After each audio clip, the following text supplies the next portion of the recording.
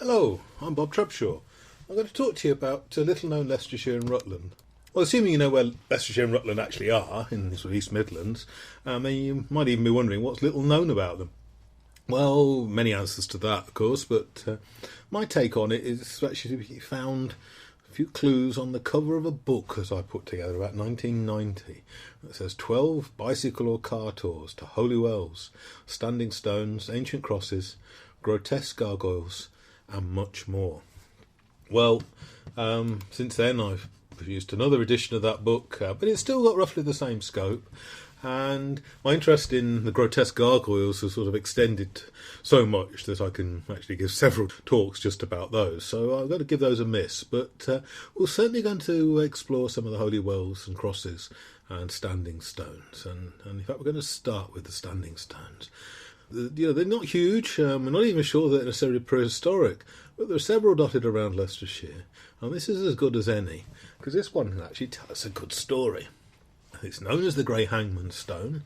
It's up on the northern part of Charnwood Forest, so we're talking northwest Leicestershire, and just to the west of the M1 motorway, just to the west of Loughborough. The outcrop in the background of this photograph is called Ives Head, and it really is where the very old Precambrian rocks of Charnwood Forest just sort of give out, basically, and the hill drops down into the much more recent geology of the Triassic and the boulder clays.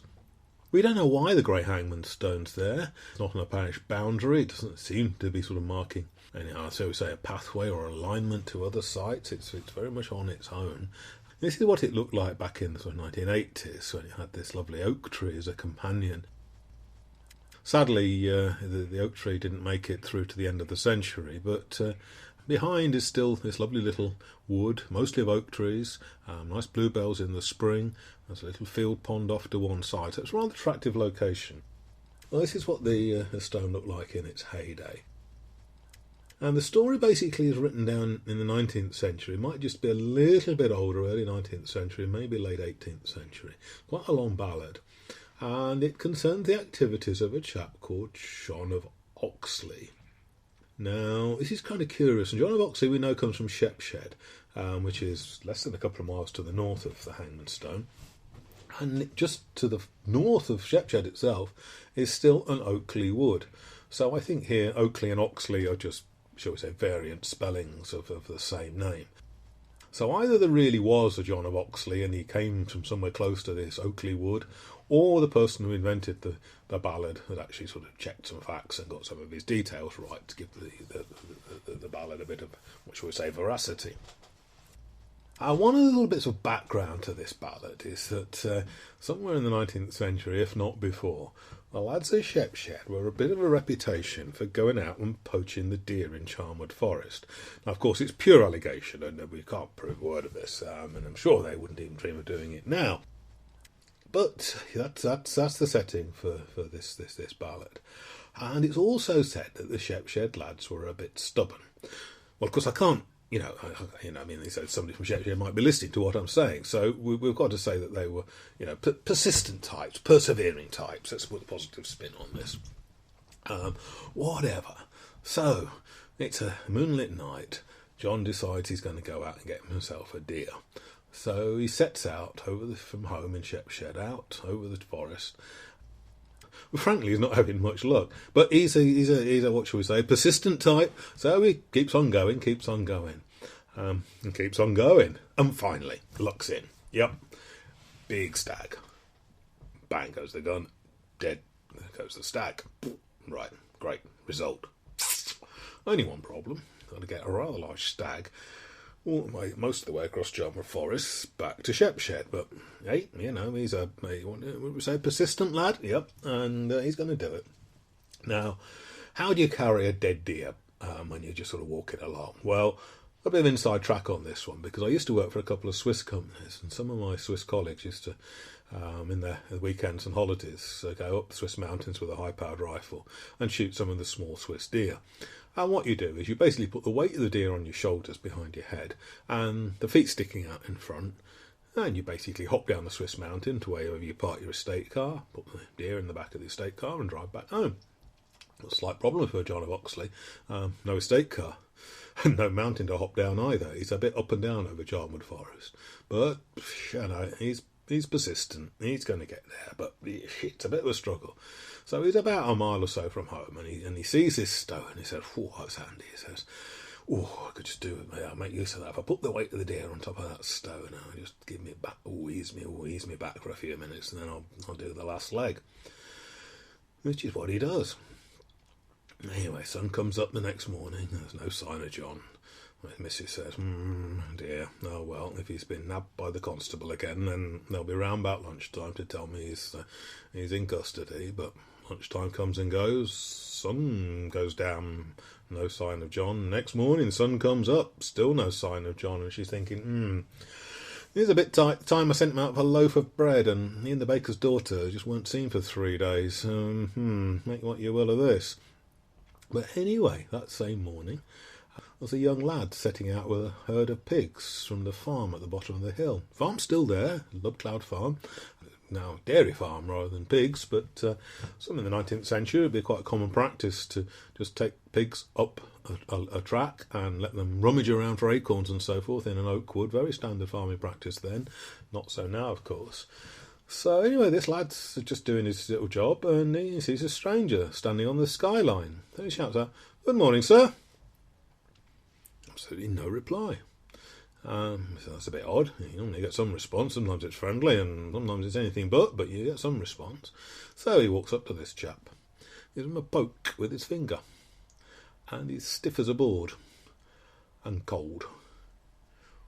The deer had slipped and strangled him. Hence the grey Hangman Stone.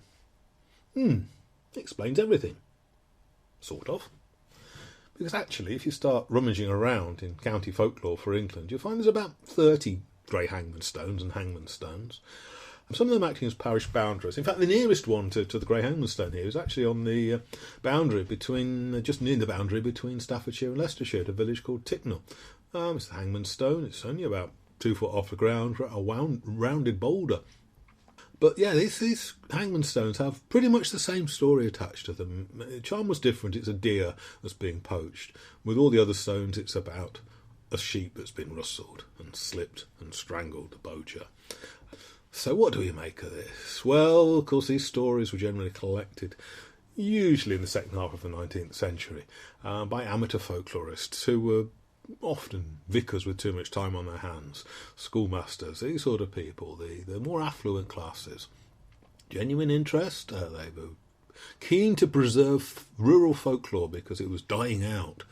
Well, of course, folklore's always dying out because there's also new folklore being invented all the time. It's just one of those things that it stays alive. But these old chaps would get on their horses and go off a few villages away and find the local alehouse and speak to the landlord and say, "Do any of your customers know any good stories?" And you pretty much guarantee that, oh yes, when old John comes in, buy him a pint of beer and you'll get some stories out of him. Well, of course, old John duly appeared for his customary pint, and this vicar sort of nonchalantly strides up to him and says, "I understand you know some good stories." "Oh, no, that was my father. My father knew more stories than me." Anyway, long and the short of it is that the old boy got his pint of beer, and the vicar got his notebook out and he heard a story, and then well, that was a good story. Any more? You say, another pint of beer, another story, and this will go on a bit. The old boy getting wise to this. Oh, a good session in here. I tell him a few stories, but truth to tell, after about the 8th or 10th pint, he's struggling a bit. I was thinking, I can't remember any more stories from around here. But no, I know what I could do. So that was that good story I got when I was in Staffordshire. So well, just tell him it's about the stone down the road instead of the stone in Staffordshire. He said he wasn't none the wiser. I'll get another pint of beer out of him. And I reckon quite a lot of our local folklore sort of moved, down the road a bit in response to the collecting customs and habits of 19th century folklorists. There's a wonderful historian called E.P. Thompson who once made the remark that English folklore was collected across a gulf of class condescension. And you've only got to read the books that came out of it to realise just how inaccurate that comment was most of the time. Anyway, back to stones. This photograph, taken in the 1870s, actually tells us that geologists, at least in Leicestershire, weren't superstitious. This is a stone that we know as the Humberstone, otherwise known as the Hoston or even the Hellstone, which stands, now in a very heavily built-up area, but this time in the middle of the edge of fields. It was actually near a hedge boundary. Trying to make sense of this photograph, then if you look level with the labourer's shoulders and neck, you can see the ground surface. This chap, perhaps with a bit of help, has just dug out a big hole around the stone that estimated to weigh between 20 and 30 tonnes. It's a glacial erratic. It probably came a few miles down the road, so to speak, moved in a northeasterly direction from Mount Sorrel. It's a particular type of granodiorite that is found there. That's the nearest source. We know it was unlucky to interfere with this stone. There was a farmer who owned the land around this stone, about 150 acres I think he owned, and he decided to plough right up to the stone, and unfortunately his plough chipped the corner off, and that might be the damage that we're seeing in this photograph. This photograph was taken in 1910, so after the hollow had been backfilled, but there'd been a little bit of settlement of the ground, as you might expect. This 18th century farmer, unfortunately, about 6 years later, he died penniless in the workhouse. So, absolutely proves that it was unlucky to interfere with the Humberstone. Yeah, right. So it's known these days as the Humberstone. It's assumed to be the source of the name for the village, although actually the village may take its name from a different stone close to the centre of the village, which has now been lost. You can't really be sure about that. It sits at the side of a rather busy bit of dual carriageway and a road junction, part of the sort of the bypass arrangements around northeast of the city of Leicester. And if you're not driving and you've got time to just look out passenger window, you might notice a sort of a wood fence going around in a circle just off the side of a roundabout. And you go, why are they fenced in nothing? Why are they just fenced in a bit of grass? Well, of course, you've actually got to get out the car, park up and look, and you will find at the top of the Humberstone is still visible. This was taken just over 10 years ago, and somebody had come along and actually dug a little sort of moat around it, wooden line moat around the Humberstone, so that you could get down to it. And then that was associated with a new folk custom, because in the natural crevices in the top of the stone where the water collects, people had started depositing copper coins, presumably for good luck and so forth.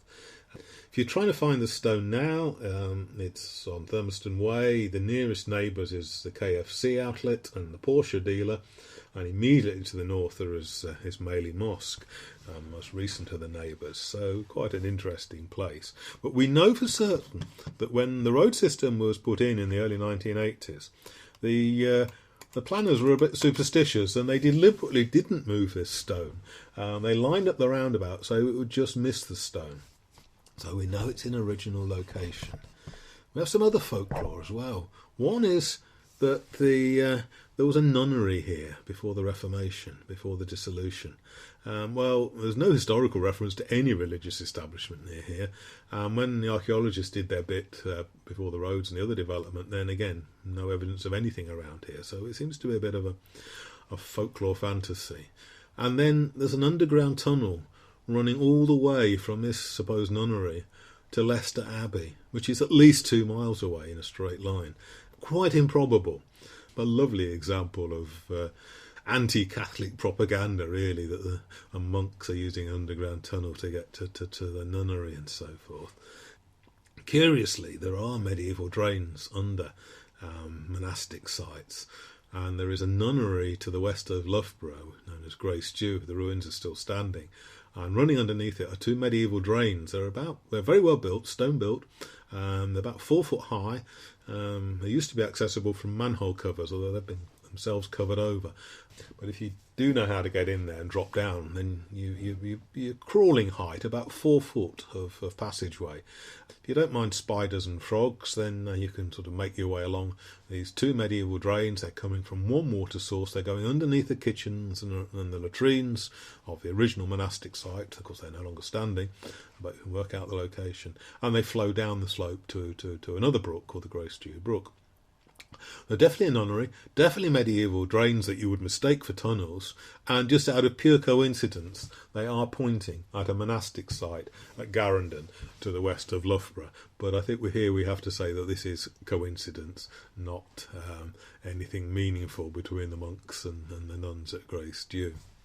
Another stone that's standing up, It's got letters moo carved on the side, so it's, well, of course, it's where the cows come up and go moo. Well, not so, of course, not so. If you actually follow the lettering around, it says Moody Bush. So this is the Moody Bush stone. What on earth is a Moody Bush? Well, it wasn't a bush that was moody and didn't like Mondays, that sort of malarkey. It was actually the moot bush, the corruption of the word moot. What's a moot? Well, it's the Anglo-Saxon word that becomes the modern word meeting. But this was a very specific type of meeting. This was the 100 moot, specifically the East Goscott 100 moot site. It would have started earliest in the 10th, 11th century, but we think probably a little later for this particular one. Clearly, originally they met at the moot bush. Bushes, of course, don't live for hundreds of years, so when that died, they replaced it with this handy bit of stone. The lettering is almost certainly 18th century, so it would just be in the local landmark. It's very well situated, this moot site. If you stand looking towards the southwest, you can see across the 100. What was 100? 100 was an administrative area, a bit like a borough council now. This was really before, they were set up before counties had become the big thing. So they covered an area roughly the size of a borough council, and every month the landowners got together and decided key things about farming and goodness knows what else, whatever needed to be sorted out locally, the administration. So you can stand here and look out to the southwest, across the rest of the 100, down to the Soar Valley. You can turn round and look to the east and see across to High East Leicestershire and the ridge, and the landmark known as Bilston Coplow. And although the modern hedges are in the way to the north, once you can sort of clear those hedges, then you can actually see north to the Leicestershire-Nottinghamshire boundary and the Beaver Ridge. So very well situated just to have this sort of clear view of a large part of the 100. And so on parish boundaries, here we are. This is a map of how East Goscott 100 looked in the end of the 18th century. So it's going up on the north side to Nottinghamshire, on the east side to what's now Melton Borough Council, but originally Framland 100. And then in the southeast it goes down to Rutland, and then to the south it's borders with the Gartree 100, and then the River Soar forms the boundary with the West Goscott 100. There was originally just one Goscott 100 that met at Six Hills, but it was split up at some time that we're not too sure about. Maybe not until the 14th century. It's interesting for something that had such a key administrative role. The records actually don't give us a clear indication. What intrigues me, more than the fact it was a moot site, fascinating as that is that after the hundreds went out of use, it carried on being a meeting place. And in the 18th century, one of the local landowners, Sir John Danver, used to get his tenant farmers together. And at this stone, as seems to have been the custom, and he called it a court, not a moot. And for the court to start, each of the farmers had to bring with him from his own land a piece of turf, and only when all these turfs were stacked up on top of the Moody Bush stone did the court proceedings actually start. So quite a quaint custom. Now, I was first made aware of this about 30 years ago, and I've been looking steadily ever since for other examples, particularly as late as the 17th, 18th century, of people stacking turfs up at administrative meetings. And I haven't come across any references, which kind of means two things. Either people weren't doing it, and this was the sole exception, or nearly everybody was doing it, and nobody ever wrote it down. I mean, even people who quite obsessively keep diaries and so forth don't sort of write down that they left home with their mobile phone or something like that. They might write down that they left home without it and it caused a problem. But, something that you always do, you don't necessarily write. So were people still taking turfs from their land in the 18th century? Well, I genuinely don't know, but they were certainly doing it towards the end of the Anglo-Saxon period. This is a clear documentary reference. It was written down about the year 1000, but it was written down as an anachronism. It wasn't something people were doing at that time, something they had been doing, and just curious thing they were doing. So basically, if you've got some fields and they'd been bewitched, malevolent magic and so forth, I suppose in principle you wanted the priest to come out and bless your field, but he wasn't going to put his wellies on and come out to your muddy field, was he? Heck, he was going to stay, back in his church. So, before it becomes dawn, take 4 turfs from the 4 sides of the land carry the turfs to the church, let the priest sing 4 masses over the turfs, turning the green side towards the altar, and then replace the turfs from where they came from before the setting of the sun. So quite a busy day for the priest anyway, 4 masses. This was obviously the way that you broke the bad spell. If you think that's exceptional, well, actually what we do have is records of people receiving a gift of land. Sometimes it's from the king or somebody more important than you. And yes, you got a document charter that described the land that was being given to you, but it was only legally valid when the person giving the land gave you a turf from that land. That was the symbolic exchange, if you like. Now, it wasn't just a bit of grass on a shovel. I mean, this was probably carefully put into a leather satchel or something like this, like the sort of formality of stamp duty for land exchange now. Now, are there any other parallels? Well, in England we're struggling, but there certainly is in Scotland. This is a photograph of a place called Boot Hill at Scone. Now, Scone in West Scotland is where the medieval Scottish kings, we can't call them crowned because crowns perhaps hadn't been invented, but inaugurated is the more accurate word. And when you had a new Scottish king, then all the Scottish barons needed to come and swear allegiance to him. But they did so swearing allegiance on their own land. It doesn't make sense, but I'll explain in a moment. So we're looking at a medieval chapel sitting on top of quite a wide but not very high man-made mound. And the local legend is that this mound is made up from all the mud carried on the boots of the Scottish barons when they came to the king. Hence Boot Hill, or sort of. It doesn't make sense because there were really no roads in Scotland until about the 18th century when the English army built them. So these barons had actually come by boat, so their boots weren't that muddy anyway. It's obviously a corruption of Moot Hill. This was the meeting place hill. What we can strongly suspect, although I can't prove, is that each of these barons came with a turf from his own lands and knelt on that turf to swear allegiance to the new king. And these turfs just built up and gave us a Moot Hill, or Boot Hill as it's now known. And almost certainly a similar practice. And the Isle of Man, this is the Tynwald, the seat of the Manx Parliament. Each midsummer the new laws are read out and proclaimed here. Seat of governance, the central place for the Isle of Man, both physically and spiritually and conceptually.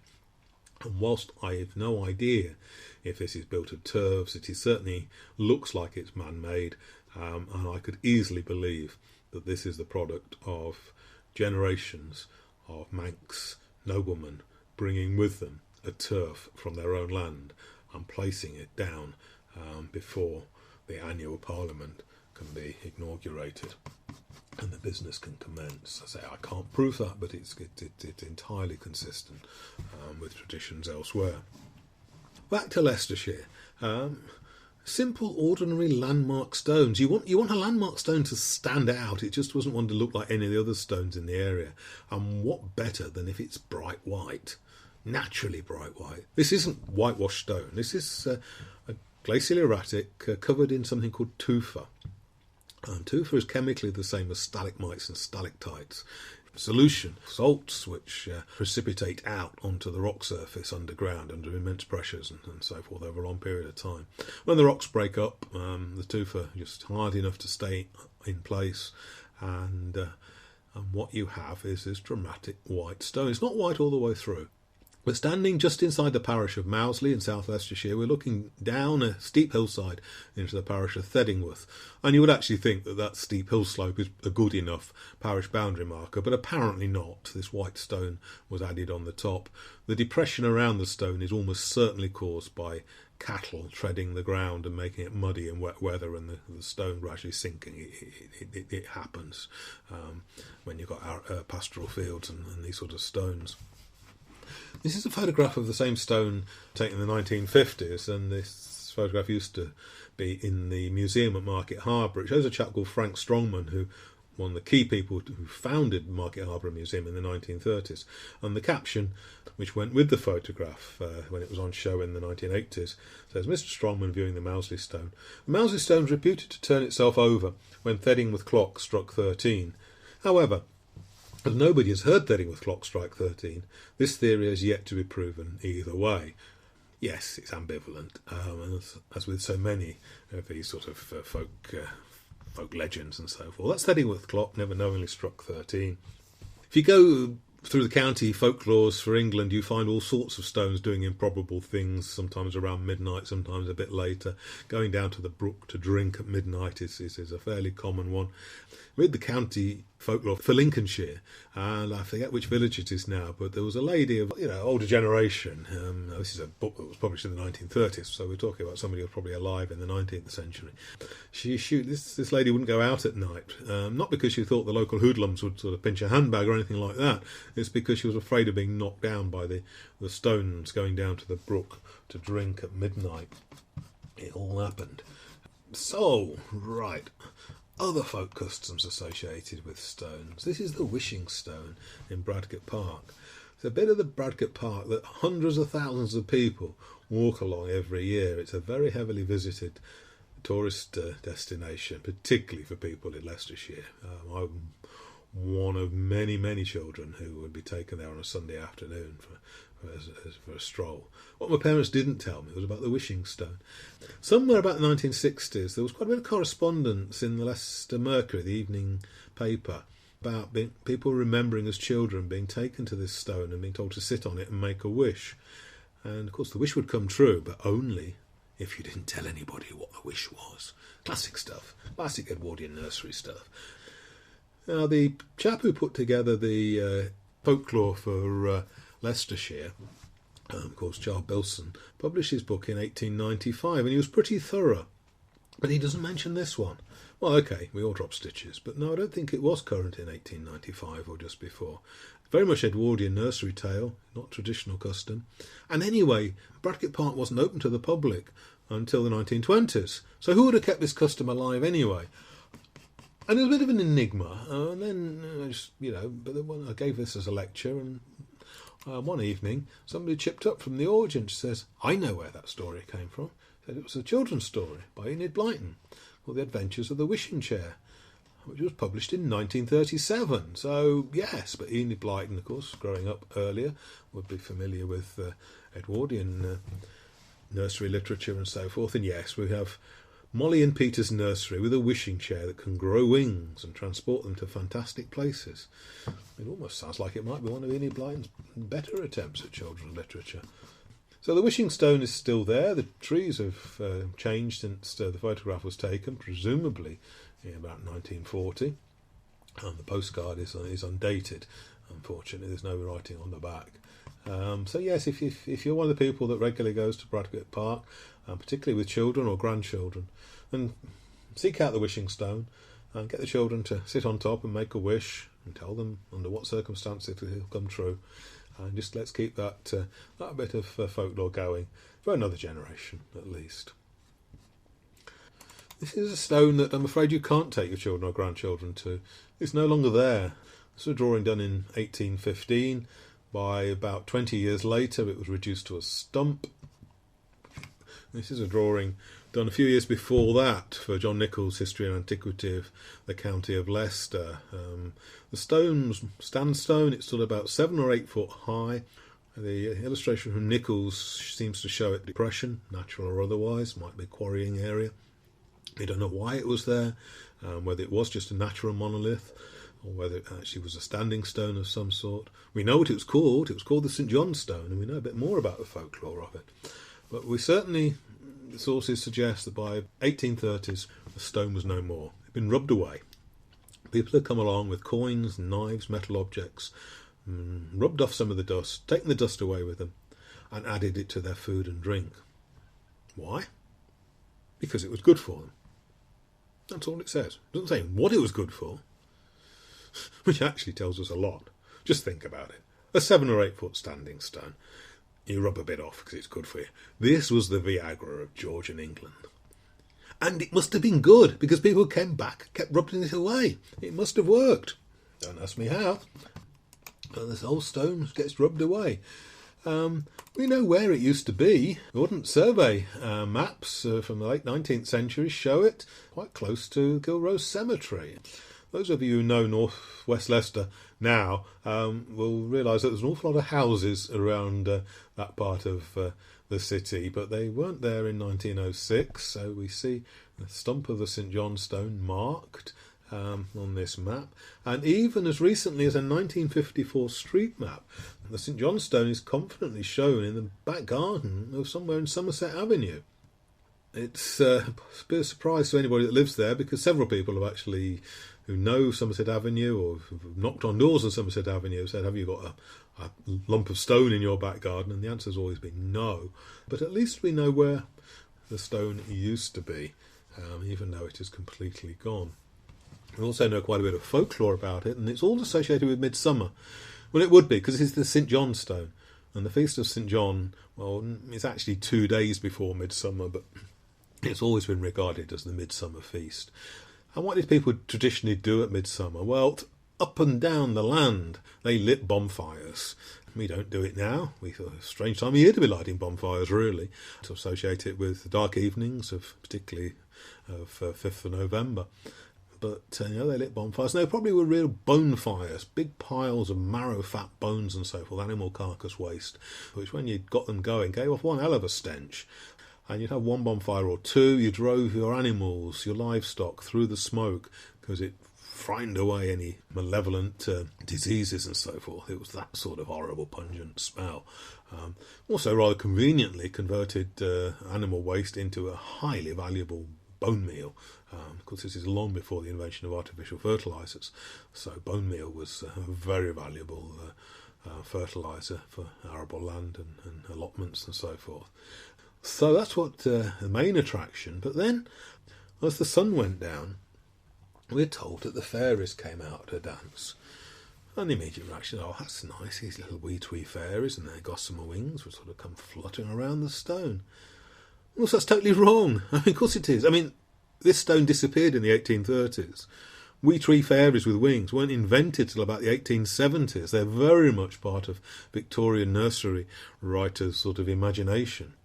When this stone was standing, if you weren't quite sure whether that strange entity over there was a fairy or something else, you were basically trying to make up your mind whether it was a fairy or a witch. They occupied that end of the spectrum, best kept away from. Because, of course, fairies came along and they took your lovely little children and left nasty fairy changelings instead. Because Victorians haven't come up with the idea of adolescence, so they just call them changelings, but you get the drift. But what was going on? Did the fairies come out to dance? Well, think about it. The sun's been up since, 4 o'clock, 5 o'clock in the morning. It's now about 9 o'clock at night. The kids have been up, they've been running around a heck of a day, and frankly, about time they went to bed. And, well, in the 19th century, first half of the 20th century, the best way to get the kids off to bed was to frighten the living daylights out of them. And the bogeyman's going to get you. Leicester had its own politically correct bogey person, Cat Annis, Black Annis, get you. If you ever read very much of Charles Dickens' output, again, bogey persons that will get the children if they don't go off to bed on time are pretty much part of the repertoire. So, yes, I think folklore sometimes has a function. The kids really need to be out of the way. If they don't go to bed soon, the fairies will come and get them. And, you really don't want that to happen. So, well, maybe the fairies came out to dance. Maybe they didn't. The kids went off to bed anyway. The bonfire was still smouldering away and giving off a good bit of heat, and actually there was still a bit of beer left as well. Might as well just stay up and watch the sun come up and sink a few more jugs of ale and so forth. Yeah, right, okay. So you're sitting there at the Cynjohn Stone and waiting for the sun to come up, so you're looking roughly towards the northeast. And what landmark will the sun rise up over? Up on that hill over there, quite a bit higher than where you are down in the River Valley. It's the Humberstone. There we go. So that's that line shows the direction that the sun rises when seen from the Cynjohn Stone on midsummer. Well, some of you are going to say, no, that's too far south. It should be north, much north of there at midsummer. But you're forgetting that the sun will be significantly delayed by that raised horizon. And if you actually run the locations through the right bit of computer software and allow for the change in horizon, then actually it's that direction shown on this map marks the sunrise. Well, it's significantly different. So now we wouldn't know that if the site of the Cynjohn Stone hadn't been recorded by the Ordnance Survey, and if we didn't know that the Humberstone is exactly where it's always been because it's unlucky to move it. And, well, just maybe, is that underground tunnel legend just some sort of folk memory of this solar alignment? The legend says it goes to the Abbey, but the Abbey's just to the south, a different angle altogether. But actually, the St John's Stone stands on land which was once owned by the Abbey before the Reformation. So there's a little bit of truth in that as well. Who knows? There are lots of other underground tunnel legends for England. None of them, to my knowledge, actually mark solar alignments. But then, if we didn't know the two ends of the tunnel accurately, or as accurate as we know these, then we couldn't prove that point either.